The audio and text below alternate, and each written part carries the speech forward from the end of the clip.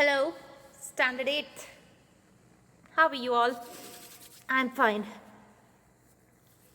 In today's session, we would learn English, okay? And this chapter is taken from your book,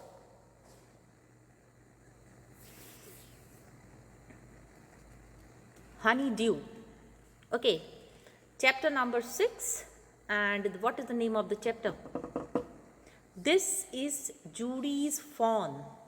Okay, now what is a fawn? A fawn is a baby deer. Okay, the baby of a deer, young one of a deer is called fawn. Okay, so take the book in hand. Honeydew, chapter number 6. Name of the chapter, this is Judy's fawn. First, we will have a look on the introduction. In that, we will see who has written this chapter, that is the author, and then we will move to the explanation. Okay, so keep the book in hand whenever you listen to any of the videos of your subject.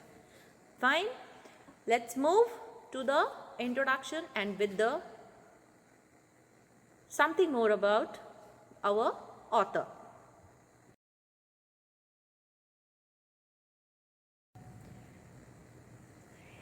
In the introduction, what does it say? It says, the lesson. What is our lesson?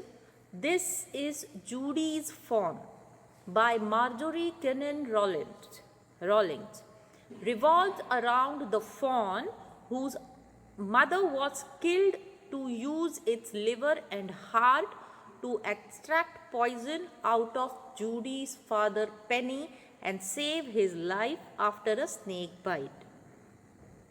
Before moving to the chapter, okay, as I have ended because I had to read the whole sentence, before moving to the main chapter, first let's know something about the author of our chapter, Marjorie Kinnan Rawlings.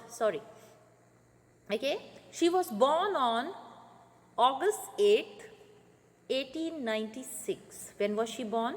She was born on 8th August 1896. And when did she die? She died on December 14th, 1953. Okay. Marjorie was an American author who lived in rural Florida and wrote novels. She wrote novels describing, what did her novels describe? Her novels described the richly detailed natural settings of Florida backcountry. Okay, and the hard scrabble life of those who settled it. Her best known work means, what has she written? Other than the books, what has she written? She has written The Yearling, about a boy who adopts a orphan. What is orphan? Orphan is a child, you can say, whose father and mother who don't have any parents or whose parents are dead. Okay. His best known work, Yearling. Yearling is a book in which it is a story about a boy who adopts an orphan fawn. Okay. That book won a Pulitzer Prize for fiction in 1939. Okay. The movie version of Yearling came out, means the book which she wrote, the Yearling book which she wrote. There was also a movie made on that book. Okay, and that movie was came out in 1946. It was starred by iconic actor Gregory Peck and Jane Wyman. Okay, they both were nominated for the Academic Awards. Marjorie was also a pioneer environmentalist, okay, who reacted under the growing urbanization around her. Many of her works explored the importance of the human lives, means whatever books she had written, in that she used to explore the importance of the human life in harmony with nature. Okay. Additional to this, she was also an supporter of civil rights when such a stand was unpopular in the American South. Okay. As we know that Marjorie was born in 1896 in Washington, D.C., she always loved writing. She always loved writing, and in her youth she won a prize for the story she submitted to the Washington Post. Okay, so there are many much more things about her education. If we talk about, she received a degree in English in 1918, and the following year she married the fellow student Charles Rawlings. Charles Rawlings was also a writer. Okay, her first novel, South Moon Under, was published in 1939, and it became a book of the month club selection as well as the finalist in the Pulitzer Prize competition. Okay, so these were some of the things, something that you should know about our writer.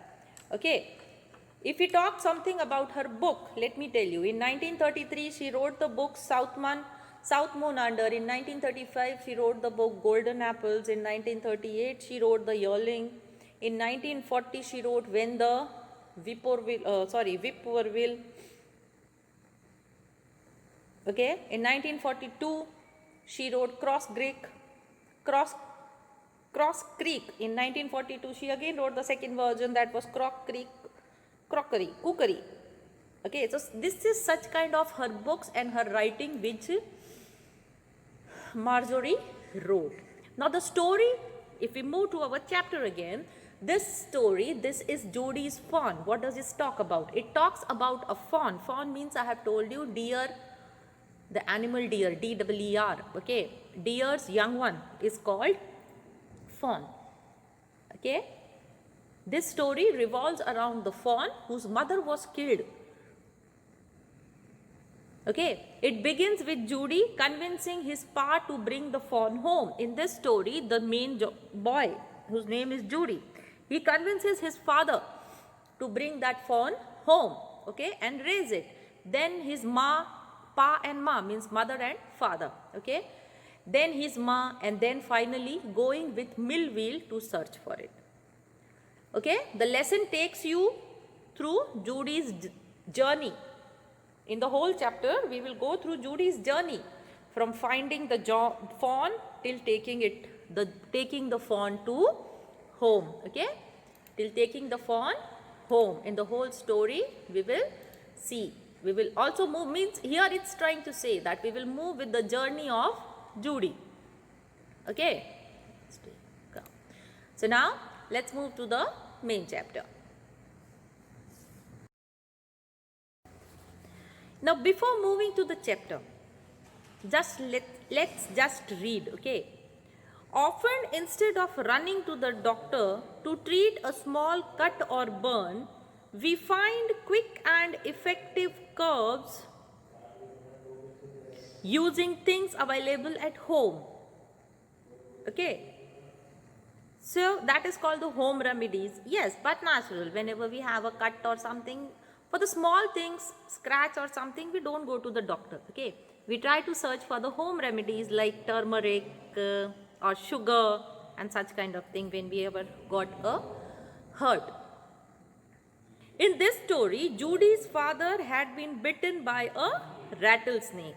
He quickly kills a doe and uses its heart.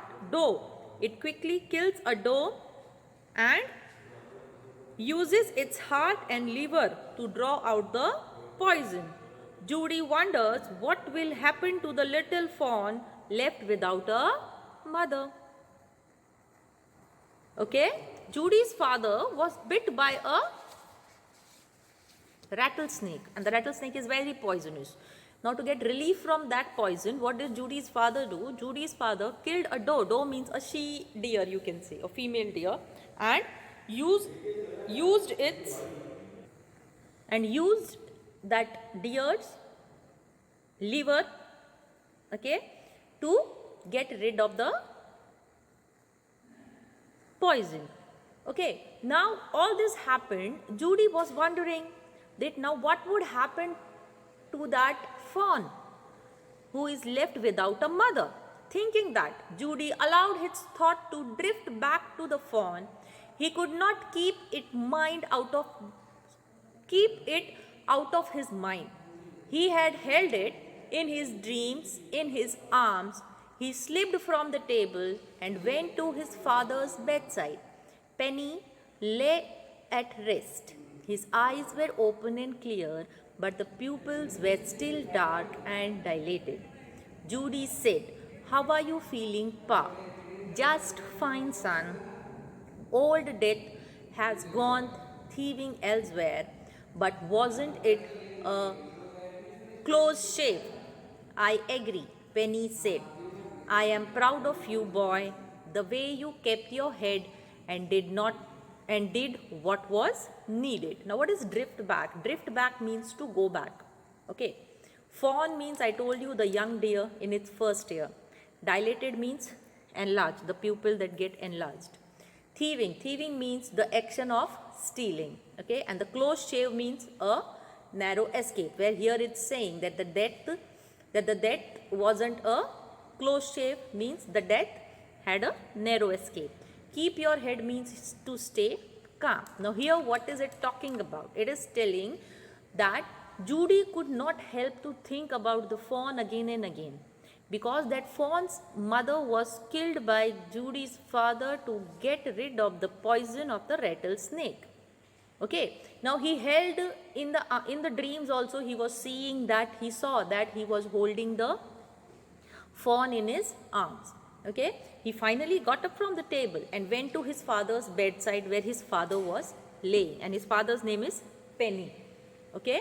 Now Penny is his father's name. His father's eyes were opened and they seemed to be clear.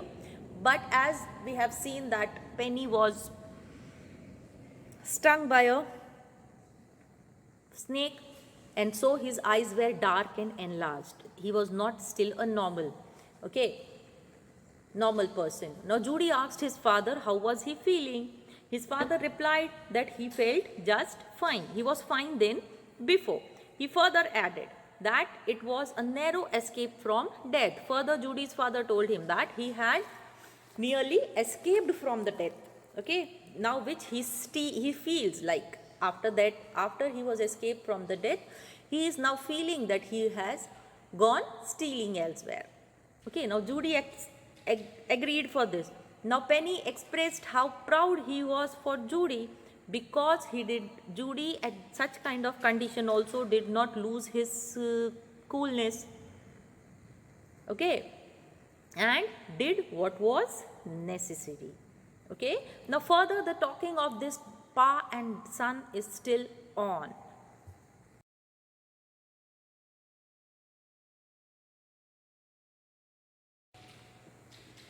Pa. Yes, son. Pa, do you recollect the doe and the fawn? I can never forget them. The poor doe saved me. Here D-O-E, doe means is the female deer. Okay.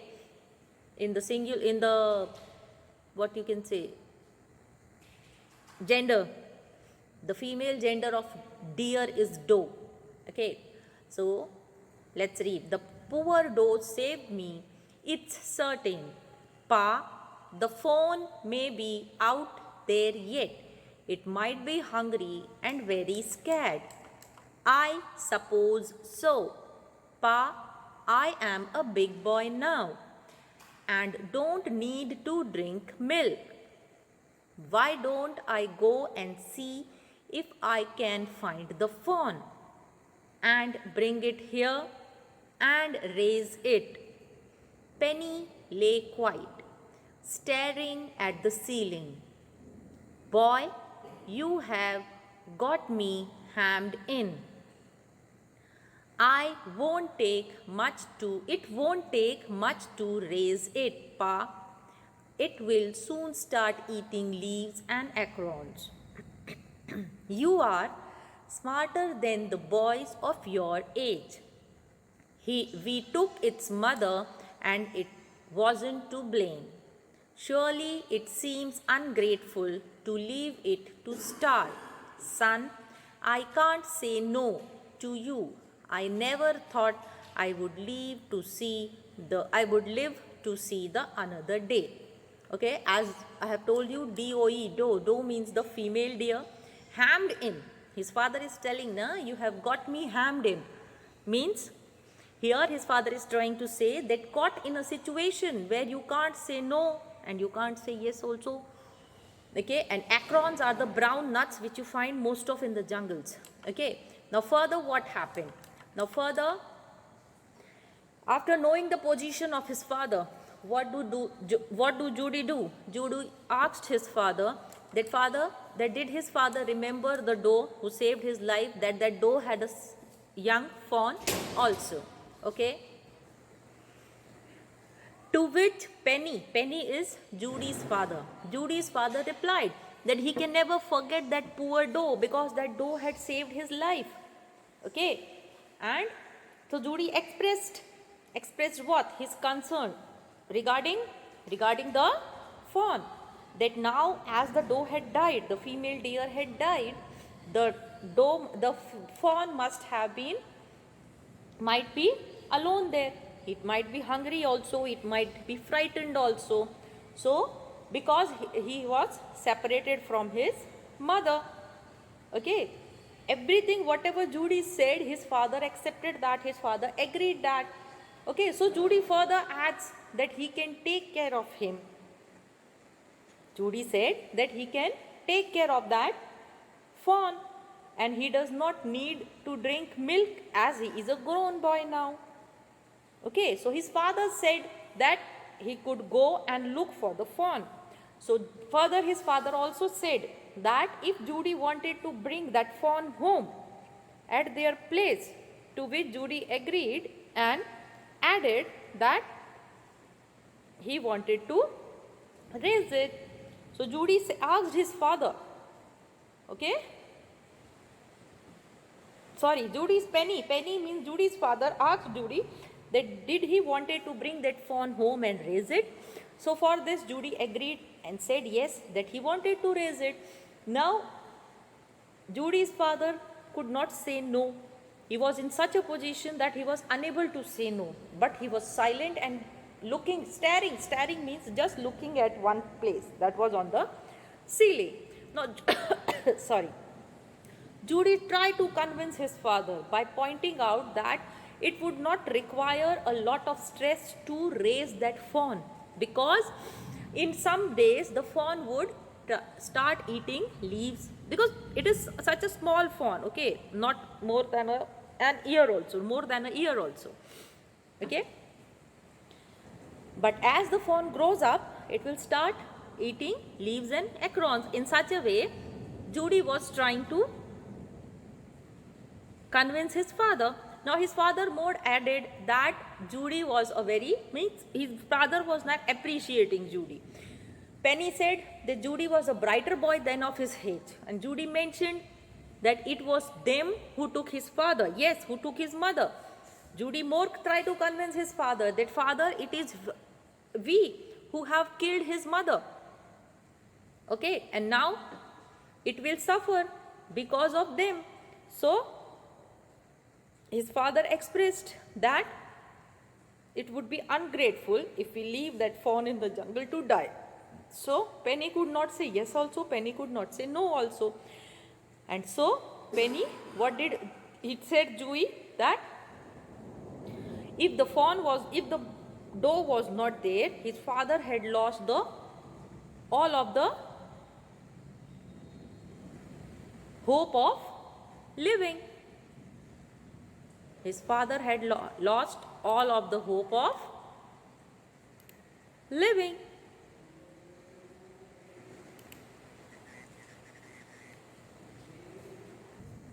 So his father could not say no. Why? Because he had lost all the hope of seeing the other day, because the rattlesnake had bit him. Now Judy went in search of the fawn. Before that, he asked his father,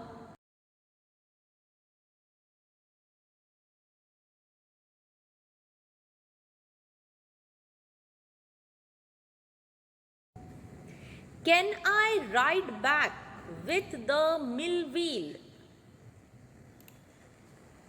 and see if I can find it.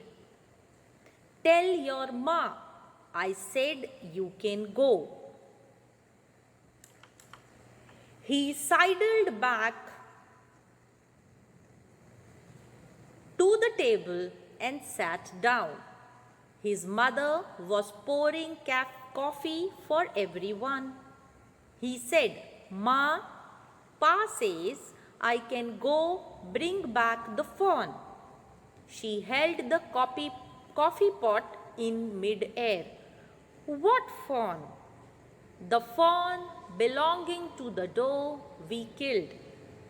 We used the doe's liver to draw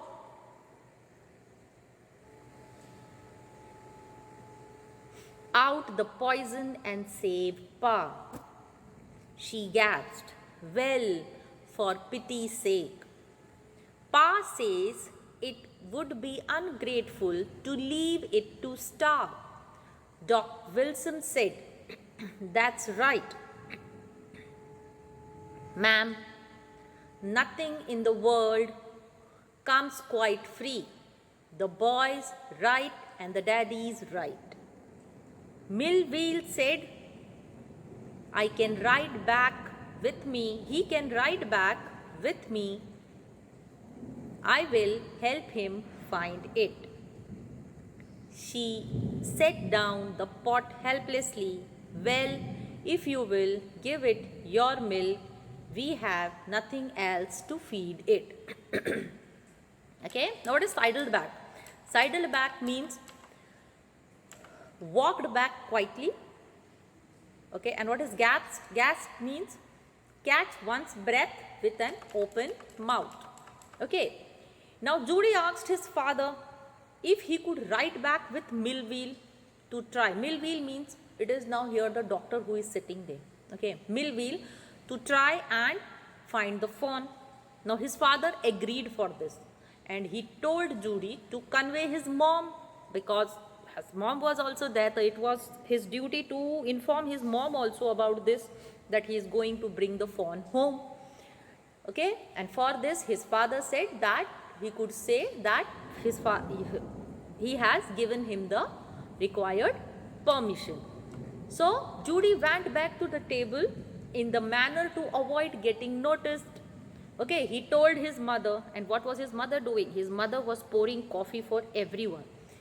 Okay, while she poured coffee for everyone, that his father has given him. What did Judy tell to his mother? Judy told his mother that father has given him the permission to bring the fawn home. Now hearing to this, bringing a fawn home, her mother paused for a time. Okay, she held the coffee pot in the hand, in the middle. She stopped pouring, here you can see. Okay, she asked, which fawn is he talking about? Now all of a sudden when she was put to a question that I am going to bring a fawn home, she didn't even recognize which fawn was Judy talking about. Now Judy informs her that he intends on bringing the fawn that belonged to the doe, which was killed to save his father's life. And further also he explained that the doe was killed because they used that doe's liver to extract the poison to save his father. Now listening to this, Judy's mother gave a heaved sigh. Okay, and she said that he can bring him home. Okay, for pure compassion. Now Judy told her that his father thinks that it would be ungrateful and unappreciable of them, because the mother of that fawn was killed because of them. Now Dr. Wilson, who was sitting there, he was also listening to all the things, and he kept his view forward by telling that Judy and his father were right. Okay, so further he added that there is nothing you can get in this world free. You can't get anything free. If you go to the market to buy something also, you can't get free. This is the first thing. But here you have taken the life of an animal. Okay, but you have taken it for good cause. You have taken it for something good cause, to save someone. But because of your this deed you have killed, you have made a you have made a fawn open. So now it's a duty of yours to take care of that fawn. Now Judy's mother, listening to this, she became helpless and she sat down. Okay. Now even though she was not in the favor, but she knew that they were doing right, and thus she agreed. Okay. But before moving, she said to sorry, she said to Judy that, Judy, you would have to give the milk of your share to the fawn, because they were poor and they did not have much enough to feed that fawn. Okay. Now,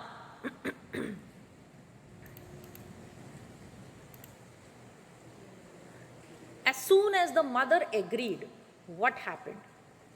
As soon as the mother agreed, what happened?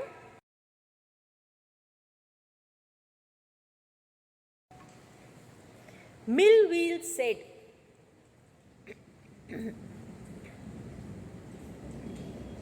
come on, boy, we have got to get riding. The name of the doctor was Mr. Wilson, and Millville was a person who was sitting there with a horse. He said, okay, come on, boy, we have got to get riding. Ma Baxter asked anxiously. You will not be gone long, Judy said. I will be back before dinner for sure. Millville mounted his horse and pulled Judy up behind him. He said to Millville, do you think the fawn's still there? Will you help me find him? We will find him if he's alive. How you know it's a he? The spots were all in a line. On a doe fawn passes, the spots are every which way. Okay. Now what is mounted? Mounted means to ride on an animal, especially if it is a horse. Okay. Typically when it is a horse, we say I mounted a horse and ride it. Okay. Every which way means in different directions. Now when Judy got the permission from his mother, as soon as his mother agreed, Millville, the person who was there, he asked Judy that come along as they needed to go. Now Judy's mother was Baxter. Father's name is Penny and mother was Baxter. Okay. She quite uneasily asked for reassurance. Okay. That he will not be gone for long. Means he was a very small boy, though he was not that much young that he could go into the jungle for a long trip. So his mother said that see to it that you don't go alone to a long way. So Judy replied that he will be back by dinner. Now Millville climbed his horse and helped Judy to climb behind him. Okay. Now after that, Judy asked Millville if he thinks the fawn would be still there, because it was a small deer, baby deer. So it was possible that it could not be alive still. So that's why Millville asked Judy that was he sure that the fawn will be still alive, if he will help Judy in finding it. So Millville assured him that they would find the fawn if the fawn was alive. Now however, Millville asked Judy again that, because Judy said to him that it was a he. So why was Judy so confirmed? So Millville asked him that how was he so much confirmed about that it was a male deer. So Judy said to Millville that he was sure because the spots on the body of that fawn was in a line. And Judy's father had told him that the doe fawn or a female deer has spots in the different directions. Okay. So this way Judy said that he was confirmed that the fawn was a he deer.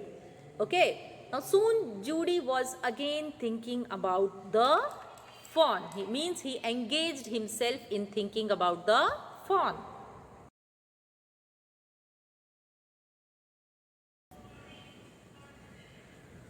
Judy gave himself over to thoughts of the fawn. They passed the abandoned clearing. He said, "Cut to the north, Millville. It was up here that Pa got bitten by the snake and killed the doe, and I saw the fawn." Suddenly, Judy was unwillingly to have Millville with him. If the fawn was dead, or he could not be found, he could not have his disappointment seen. And if the fawn was there, the meeting would be so lovely and so secret that he would not endure to share it. Okay? Gave himself over means here it is telling that to spend all the time or energy doing it or feeling something. Abandoned means the things which have been deserted or left. Okay? Endure means to handle. Okay, now Judy, after talking to Millville, was again engaged in the thinking of the fawn. Okay, they crossed the deserted piece of land in the forest. Means they were moving further, looking for the fawn. Okay, now Judy gave directions to Millville because he was there with his father when his father was bitten by the rattlesnake. Okay. Now Judy gave directions as he told the Millville to turn towards the north. Okay.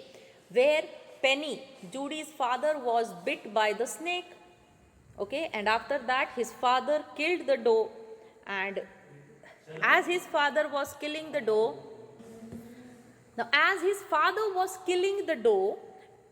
Judy had seen the fawn there. Okay. Now all of a sudden what happened? Judy became unwilling because he did not wanted Millville to be with him. Okay. He wondered why was he not willing? Because he was wondering that if the fawn was dead or he could not find the fawn, there would be a disappointment, and that disappointment, he did not wanted the Millville to see that disappointment on Judy's face. Okay. He did not want Millville to see his disappointment. So on the other hand, if he found the fawn, means if he got united with the fawn, okay, it would be such a lovely and personal that he could not bring himself to share it. Means he did not wanted to share that happiness also with Millville. Okay, so he became unwilling to be with Millville. That's why he was not willing to search the fawn with Millville. He wanted to search the fawn alone. Okay. Now, Judy after this told to Millville that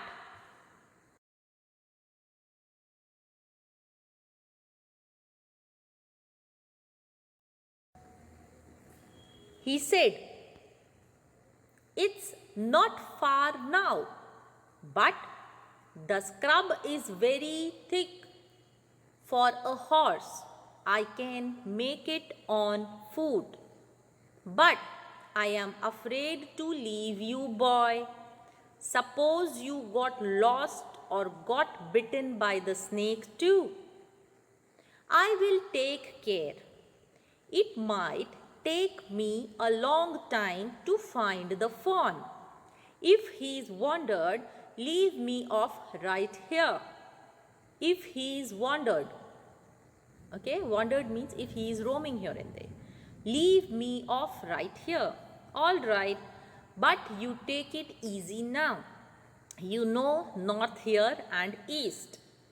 There and there, that tall pine makes a bearing. So long, Millville, I am obliged. Okay, now what is scrub? Scrub is a, you can say, small type of plant. Okay, wander, I told you, to roam here and there. Makes a bearing means act as a compass. Because he was in a jungle and there are no roads where you can see the roads very clearly. Okay, so for that you should have a landmark while going into the forest and while coming out. Okay, and obliged means to be grateful. Now here what is Judy telling to the Millville? Telling to Millville that the point where he saw the fawn was not too far now. Okay, and so Judy suggested also that the way now which they were going, and a horse cannot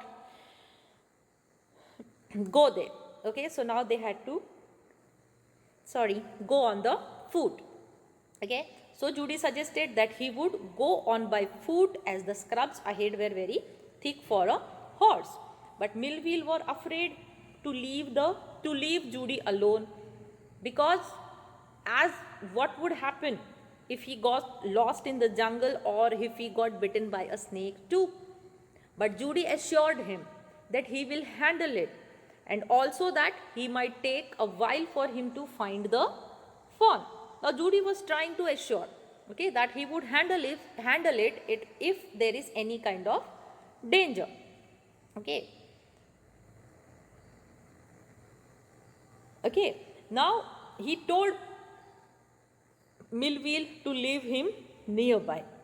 Now Millville follows him the direction, also tells him that this is north, this is east. Okay, and advises him to take it easy. He asked Judy that if he was aware about the directions also. So Judy told him, pointing out the directions that he knows, the pine trees which he was talking about. Okay, he told that all the tall pine trees acts as a compass, and that would help him in identifying the direction. Okay, now Millville remarks that the pine was too long, to which Judy agrees and expresses his gratefulness. Okay.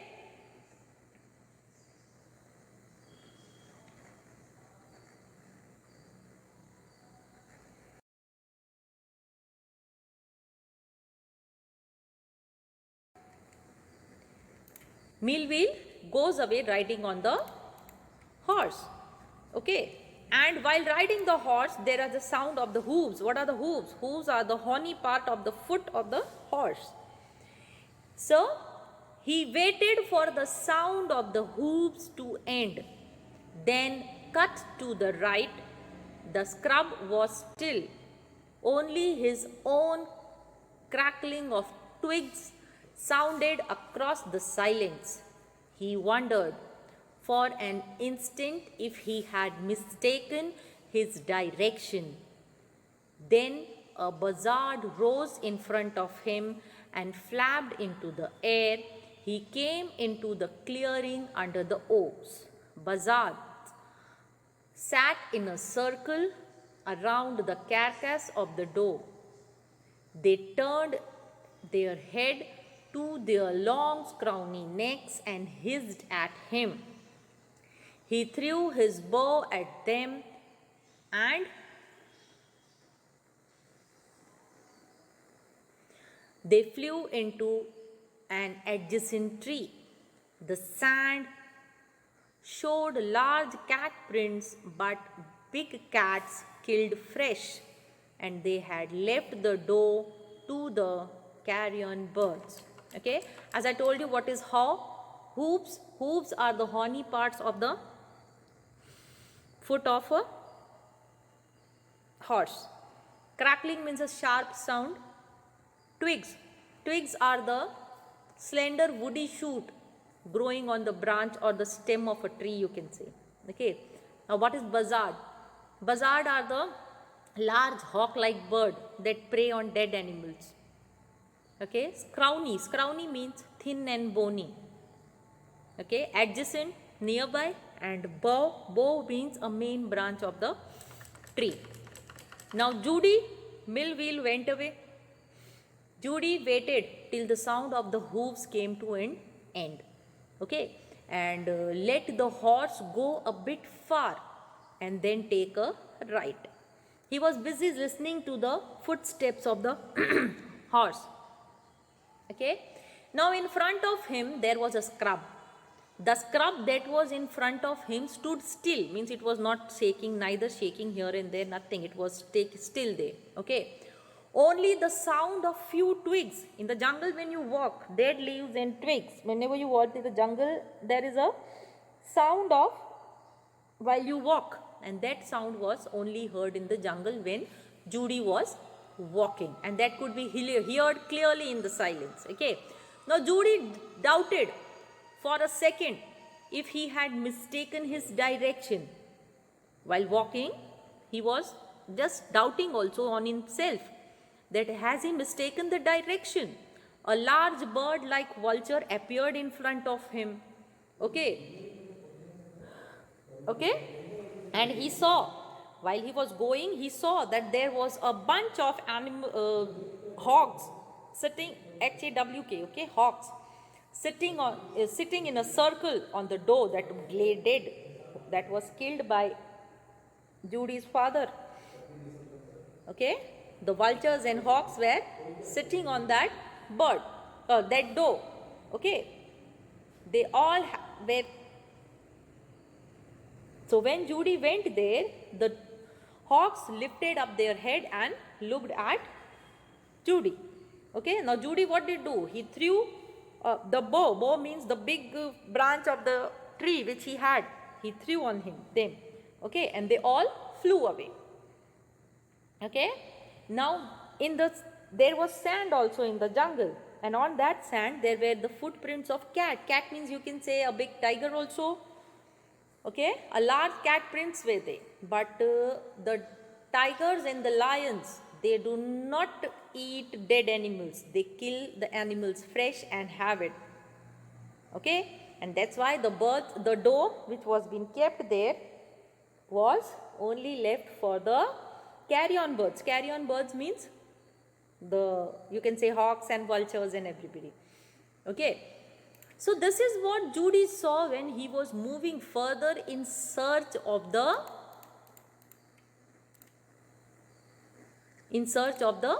fawn. Okay, further he parted the grass.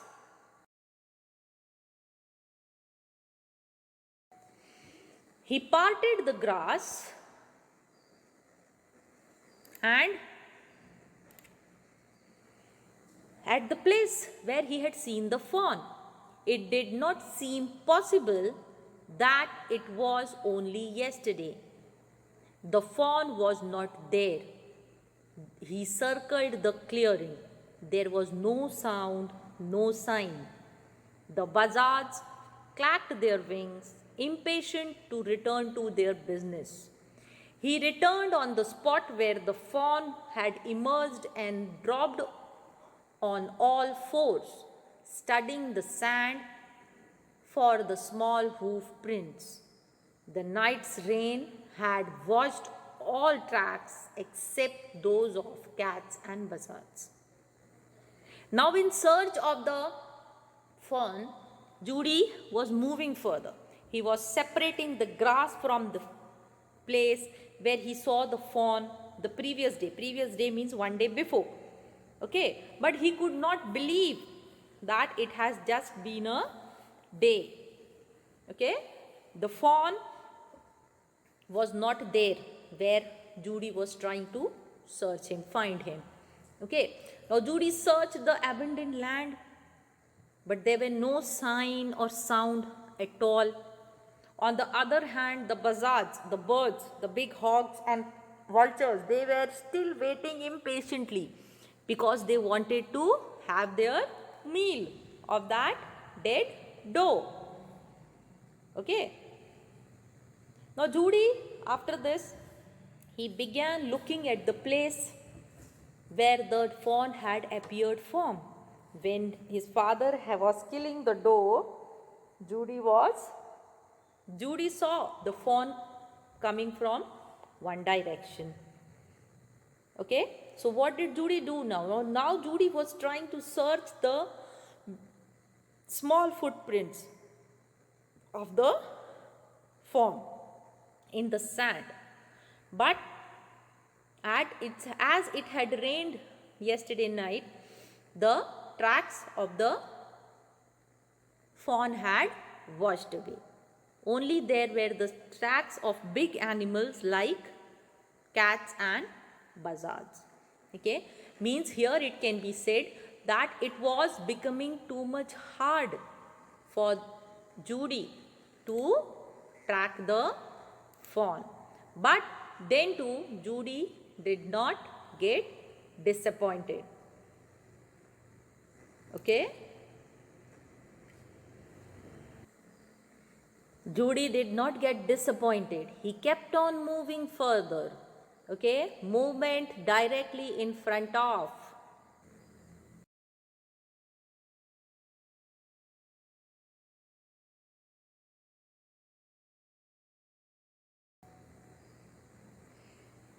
Movement directly in front of him startled him so that he tumbled backward. The fawn lifted his face to his. He turned his head with a wide, wondering motion and shook him through with the stare of its liquid eyes. It was quivering. It made no effort to rise and run. Judy could not trust himself to move. He whispered, "It's me." The fawn lifted its nose, scenting him. He reached out one hand and laid it on the soft neck. The touch made him delirious. He moved forward on all fours until he was close beside it. He put his arms around its body. The light convulsion passed over it, but it did not stir. Okay? Now what is startled? Startled means feeling or showing sudden shock or alarm. Tumbled means to be fallen or collapsed. Okay, quivering means trembling. Delirious. Delirious means extremely excited. When Judy saw the fawn, he was in search of that. Convulsion means shiver. Now here what happened? Judy was shocked after having experienced some movement in front of him. He fell backward because the movement in the jungle is very, you can say, scary. What could be there, you don't know. Which animal would attack on you, you don't know. Right? Same happened with Judy, and he fell backward. But that was a fawn. Okay? Now the fawn lifted his face with a wide and wandering motion to see Judy. Okay? And the fawn stared at Judy with the liquid eyes. Okay? Now the fawn was shaking with a rapid motion. The fawn sat still, made no effort at all. No efforts to run. Okay? On the other hand, Judy could not move too. Because if Judy made some movement, it would have happened that the fawn would have tried to save himself. He must have thought that Judy would hurt him or anything, and it would have run away from there. Okay?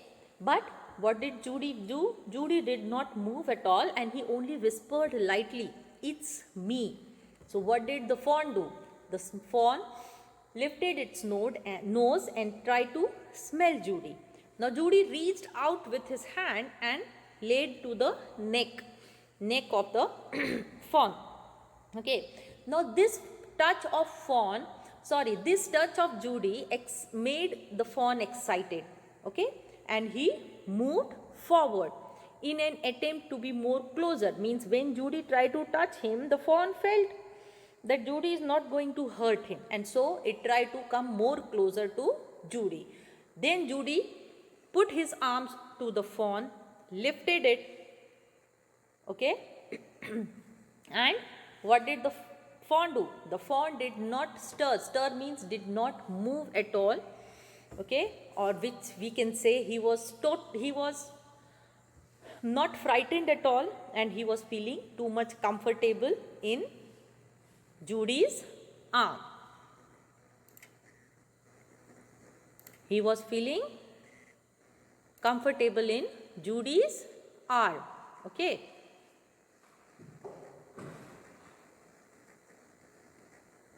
Now, as Judy got the fawn, what did he do? He carcassed. Carcassed means he holded the fawn very comfortably.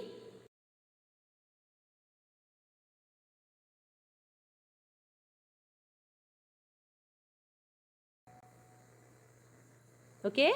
He stroked its side as gently as though the fawn was a chinna deer and he might break it.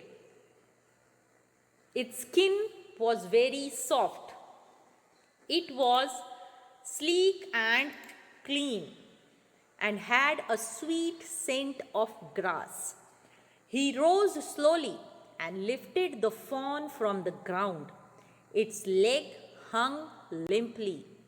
They were surprisingly long, and he had to hoist the fawn as high as possible under his arm.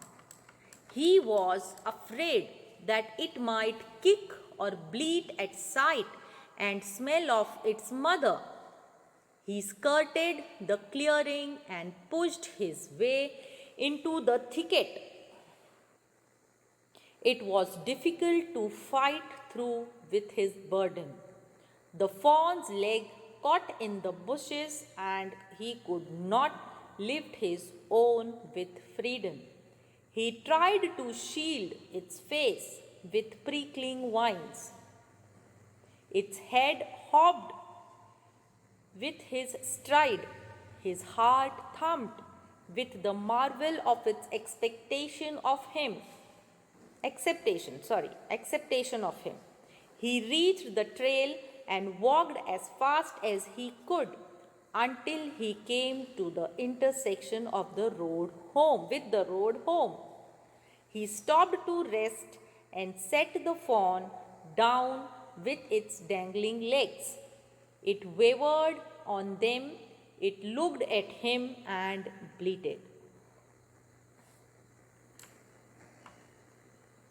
He said, "Enchanted, I will carry you after I get my breath." He remembered his father saying that a fawn would follow if it had first been carried. He started away slowly. The fawn stared after him. He came back to it and stroked it and walked away again. It took a few wobbling steps toward him and cried piteously. It was willing to follow him. It belonged to him. It was his own. He was light-headed with his joy. He wanted to fondle it, to run and romp with it, to call to it to come to him. He dared not alarm it. He picked it up and carried it in front of him over his two arms. It seemed to him that he walked without effort. Okay? Now what did Judy do? Now Judy carcassed the sides of his body so gently as if it was a fragile china deer. Okay? Judy was trying to be very calm with that small animal. Okay? China deer. Now what is a china deer? A clay deer that is easily broken. The toy you can say. Fine? Now the fawn, it was a small deer. So the fawn was very soft, sleek. What is sleek? Sleek means smooth and shiny. Okay? And clean and even possessed means it was having a good smell of grass on him. So what did Judy do? Judy lifted the fawn from the ground, okay, in ground in a way, and hung its limbs. Limbs means the legs of the fawn were hanging, and Judy could only lift the body. Okay, because the legs of the fawn were so long that Judy could not lift him very comfortably, but Judy had to hold him as high as possible in his arms. Okay.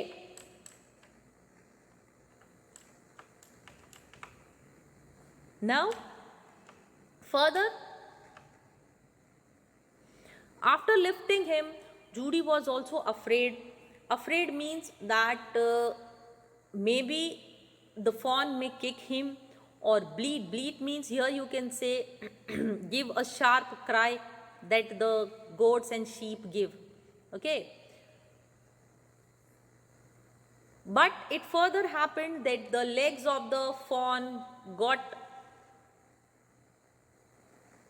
the legs of the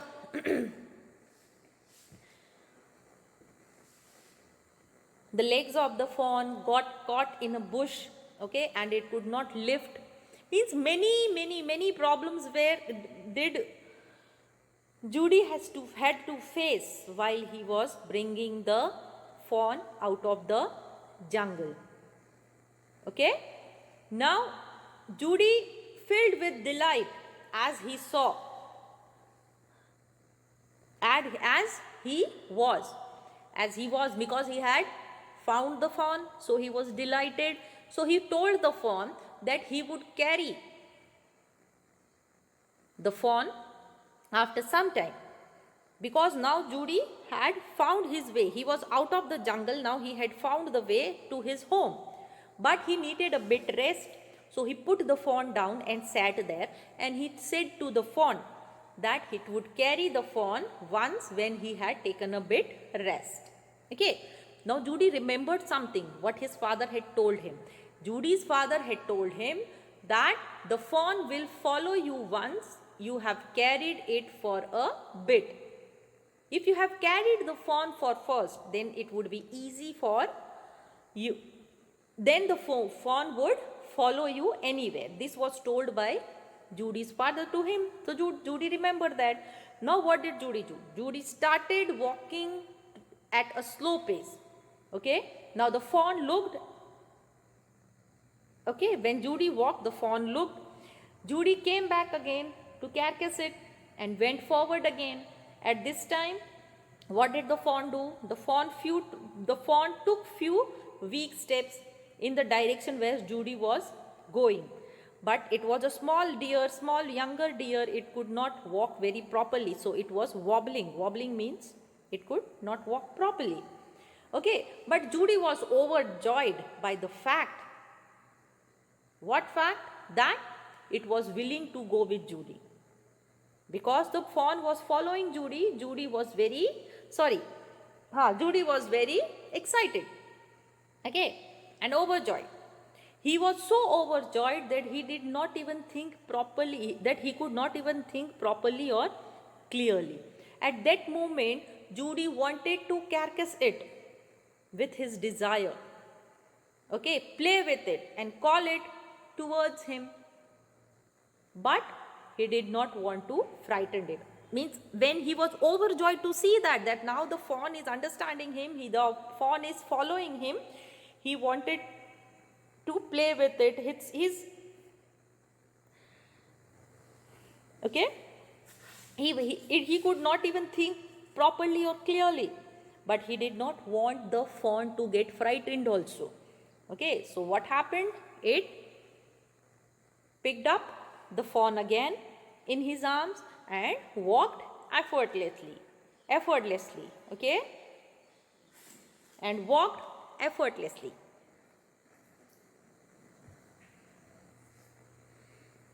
Now he was holding the fawn in his hand, in his arms. His arms began to ache.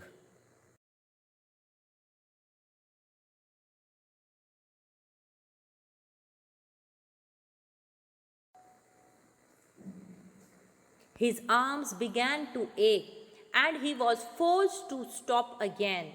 When he walked on, the fawn followed him at once. He allowed it to walk a little distance, then picked it up again. The distance home was nothing. He could have walked all day and into night carrying it and watching it follow. He was wet with sweat. With a light breeze blew through the June morning, cooling him. The sky was as clear as spring water in a blue china cup. He came to the clearing. It was green and fresh after the night's rain. He fumbled with the latch and was finally obliged to set down the fawn to manage it. Then he had an idea. He would walk into the house, into the Penny's bedroom with the fawn walking behind him. But at the steps, the fawn balked and refused to climb them. He picked it up and went to his father. Penny lay with closed eyes. Okay.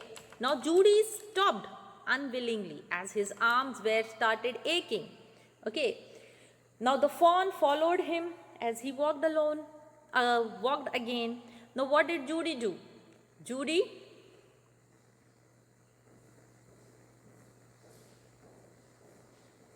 What did Judy do?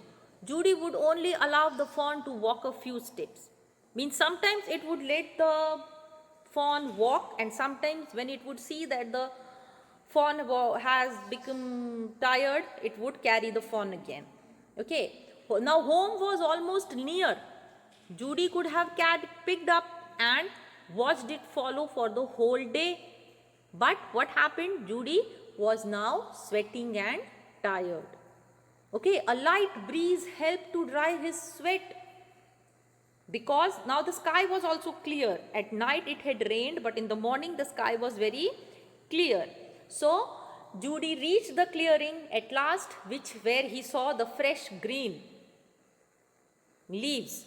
Why? Because it had rained a day before night. Okay. So it was a bit difficult for him to open the latch of the home, but he could do it once he set the fawn down, because he had picked the fawn in his arms. It was not easy for him to open the latch of the door. Okay, so for opening the latch of the door, what did he do? He put the fawn down. Okay, now at first what happened? At first he thought that making the fawn follow directly into Penny's room and surprise him.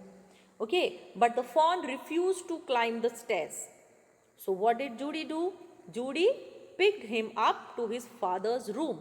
And when they entered, what did Judy saw? Judy saw that his father was resting with eyes closed. His father was resting with his eyes were closed.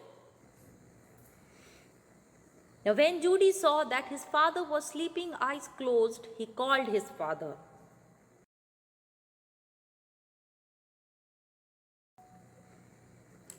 Judy called, "Pa, look." Penny turned his head. Judy stood beside him. The fawn clutched hard against him. It seemed to Penny that the boy's eyes were as bright as the fawn's. He said, "I am glad you found him." Judy then went to the kitchen. The fawn wobbled after him. A pan of morning's milk stood in the kitchen safe. The cream had risen on it. He skimmed the cream into a jug. He poured milk into a small gourd. He held it out to the fawn. It butted it suddenly, smelling the milk. He saved it precariously from spilling over the floor. It would make nothing of the milk it could make nothing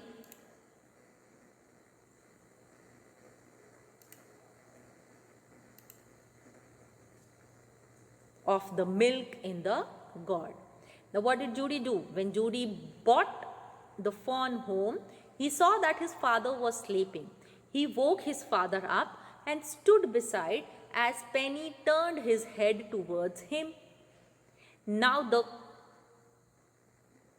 fawn grasped him firmly, because the fawn was now only knowing Judy, okay, and Judy's father was unknown for him. So what did the fawn do? The fawn grasped Judy firmly, okay. Now Penny could see that Judy's eyes were as bright and glowing as it was of the fawn's, okay. Penny expressed his happiness over Judy for having been able to find the fawn. After that, fawn went to the kitchen, okay. Fawn went to the kitchen. What did he do? When Judy went to the kitchen, and the fawn also followed him with his weak steps. What did fawn do? What did Judy do? In the kitchen, a pan was filled with milk, okay, and there was cream on it. So what did Judy do? Judy skimmed that cream into a jug, okay, and the milk which was there in the utensil means the vessel, the bowl you can say, okay, and the milk which was there in the bowl, Judy poured that milk into a small gourd, okay. The fawn, what did the fawn do? And kept it in front of the fawn. The fawn smelled the milk, okay, and Judy saw to it that the milk did not get spilled on the ground, okay, because the fawn could not drink the milk out of the gourd. Fine. Further, what did Judy do? Judy dipped his finger in the milk and thrust into the fawn's wet mouth.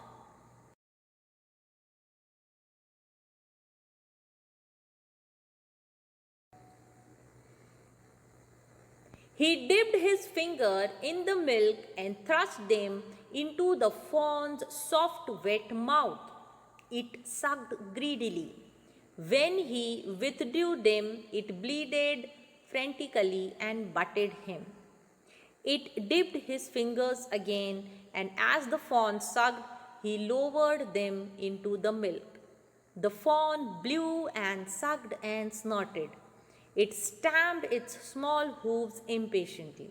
As long as it held his fingers below the level of the milk, the fawn was content. It closed its eyes dreamily. It was ecstasy to feel its tongue against its hand. Its small tail flicked back and forth. The last of the milk vanished in swirl of foam and gargling. Okay, what happened after this? Butted. Butted means hit something on the head or horns. Okay. So, what did Judy do? Judy now dipped his fingers in the milk and put them in the soft wet mouth of the fawn. What did the fawn do after that? As soon as Judy put his dipped finger in fawn's mouth, the fawn sucked it greedily. He was hungry, okay, which is why when Judy took his finger out of his mouth, it cried and hit him with his head, butted him, okay. So what did Judy next time? Again put his fingers in the milk and gave it to fawn. So again fawn started sucking the finger. So this time Judy, what did he do? He gently lowered its fawn's mouth in the utensil, and when the fawn became impatient, it blew the milk as he sucked it, okay, and made sound. After that the fawn was calm till Judy kept his fingers inside the milk and he drank the milk with closed eyes, okay, and that was the satisfaction, because the dough The female deer was killed, and so the fawn was very hungry. It did not eat anything. It was a small deer. It could not eat. It was only surviving on its mother milk, and the mother had died. So after that, the fawn, when it got milk to drink, it drank hungrily and drank with his eyes closed in satisfaction. Looking at this, Judy was very overwhelmed. Overwhelmed means too much happy to see this. Okay? Because Judy felt overwhelmed on feeling its tongue against his hand. Okay, and the tail of the little tail of the fawn was also moving back and forth. Now, the milk disappeared. Disappeared means the fawn had drunk all of the milk that was there in the bowl, that was there in the gourd. Okay? And now, and after that, the fawn was also satisfied and Judy was also happy, because now he had brought the fawn home and now he could bring up the fawn. Fine. So this is the story about, this is Judy's fawn. Okay, in which we saw how did Judy manage to bring the fawn home. Okay, read this lesson again and again. Fine. I'll give you the worksheet related with this. You have to read the lesson. The meanings are there being written in the book itself. Just note them down in your notebook. Till then, take care of your health. Bye.